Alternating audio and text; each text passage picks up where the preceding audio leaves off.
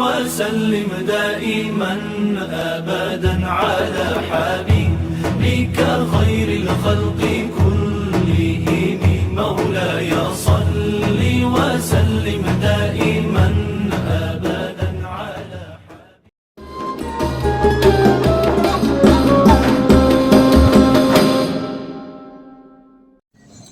Assalamualaikum warahmatullahi wabarakatuh.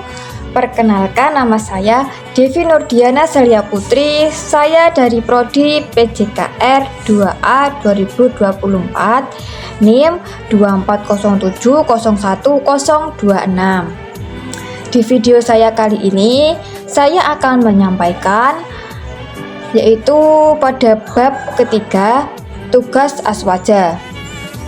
Saya mengambil beberapa latihan soal dan materinya dari buku ini, yaitu pada bab ketiga kita belajar tentang apa sih definisi dan akidah aswaja Ahnaldiyah. Jadi definisi Ahlus Sunnah wal Jamaah itu terdiri dari 3 kata, yaitu ahlu, sunnah, dan jamaah. Kita membahas dari kata ahlu terlebih dahulu. Secara bahasa, menurut Ibnu Faris dalam Mu'jam al-Mahayisnya, makna ahl adalah keluarga. Sedangkan menurut Hasan al-Musawafi dalam At-Tahqiq fi kalimat Al-Qur'annya, ahlu adalah tahakuk al-uns ma'a al-iktihas, yang artinya nyatanya ketentraman dengan disertai pengkhususan ikatan. Dan yang kedua yaitu sunnah. Dari kata sunnah secara bahasa, yaitu sunnah terambil dari akar kata sana, yang secara bahasa menurut Ibnu Faris artinya adalah jiryam al-sya'i wa ittitahduhu fi suhulah, yang artinya berjalan dan berlakunya sesuatu dengan mudah.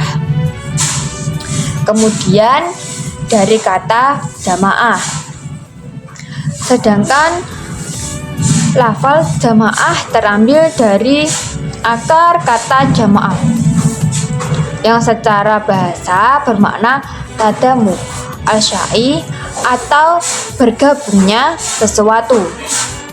Orang Arab berkata jama'tu al-sya'i jam'an, yang artinya aku benar-benar menggabungkan sesuatu.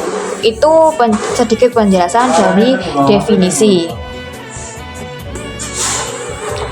Kemudian kita lanjutkan sedikit penjelasan dari akidah Ahlus Sunnah wal Jamaah.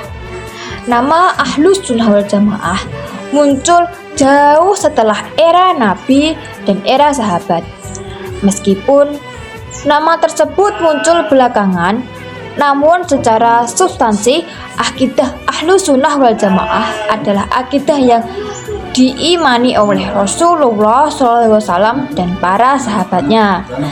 Di antara tokoh Ahlus Sunnah wal Jamaah adalah Imam Abu al-Hasan Ali al-Asy'ari. Perlu diketahui juga bahwasanya Imam Asy'ari hanyalah salah satu di antara sekian banyak ulama yang mendedikasikan hidupnya untuk membela dan menyebar akidah Ahlus Sunnah wal Jamaah. Itu sedikit cuplikan dari penjelasan akidah Ahlus Sunnah wal Jamaah. Kemudian dari pembahasan bab ketiga ini, saya mengambil latihan soal dari buku aswaja, yaitu yang sebagai berikut. Saya di sini mengambil contoh soal, yaitu mengapa 20 sifat wajib bagi Allah disebut sifat induk, dan mengapa para ulama merumuskannya ke dalam 20 sifat dan tidak lebih dari 20 sifat itu. Mari kita simak penjelasan dari pertanyaan tersebut. Dalam perkembangan mazhab Asy'ari untuk memudahkan umat Islam mengenal Allah Ta'ala, ulama Asy'ariyah seperti Imam As-Sanusi membuat konsep sifat wajib 20 bagi Allah.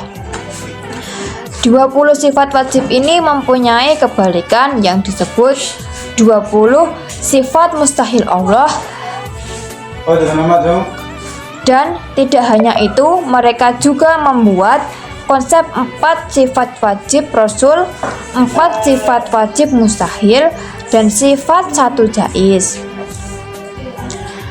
Dan ada juga sifat 1 mustahil bagi Rasul, sehingga totalnya semua 50 sifat yang di sini akan dipelajari. Sebelum membahas tentang akidah 50 lebih dalam, terlebih dahulu kita mempelajari apa sih yang dimaksud dari istilah wajib, mustahil, dan jaiz dalam pembahasan materi ini. Jadi, dari kata wajib itu dijelaskan, wajib adalah sesuatu yang akal tidak dapat menggambarkannya ketiadaannya. Dan yang kedua, mustahil. Mustahil adalah sesuatu yang akal tidak dapat menggambarkannya adanya, jadi kebalikannya pada sifat wajib. Kemudian sifat jaiz atau mungkin, artinya adalah sesuatu yang akal bisa menggambarkan ada dan tiadanya sebuah perkara. Jadi meringkas dari sifat wajib dan sifat mustahil.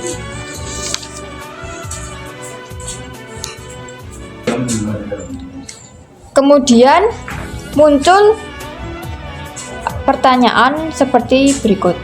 Apakah dengan membuat konsep sifat wajib 20 Asy'ariyah korupsi sifat Allah? Perlu diketahui, sifat wajib 20 ini bukanlah seluruh sifat wajib yang dimiliki oleh Allah. Sifat wajib Allah jumlahnya tidak terbatas dan akal tidak dapat mengetahui seluruhnya. Di antara sifat wajib yang tidak terbatas jumlahnya tersebut ada 20 sifat yang harus diketahui oleh setiap mukallaf. Dan ada pertanyaan lagi. Mengapa hanya 20 sifat wajib yang wajib diketahui oleh mukallaf? Jadi 20 sifat ini adalah batas maksimal akal untuk mengetahui sifat wajib bagi Allah. Lebih dari 20 sifat tersebut akal manusia tidak dapat menjangkau. Jadi batasnya 20 sifat bagi Allah. Karena manusia tidak akan mampu menjangkaunya jika lebih dari 20 sifat wajib Allah, maka manusia tidak dituntut untuk mengetahuinya. Jadi yang diwajibkan untuk diketahuinya itu yang 20 saja, dan yang selebihnya itu tidak diwajibkan.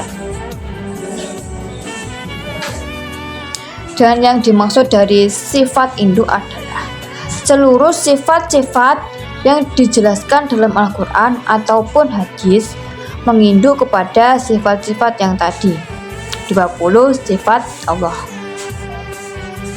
Misalnya dalam Asmaul Husna disebutkan sifat Khaliq atau pencipta.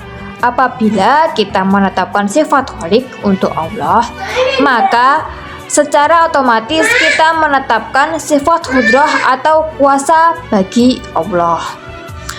Sebab tidak mungkin dapat menciptakan jika Allah tidak kuasa. Sekian penjelasan dari saya. Jika ada salah dan kurangnya, saya mohon maaf. Wassalamualaikum warahmatullahi wabarakatuh.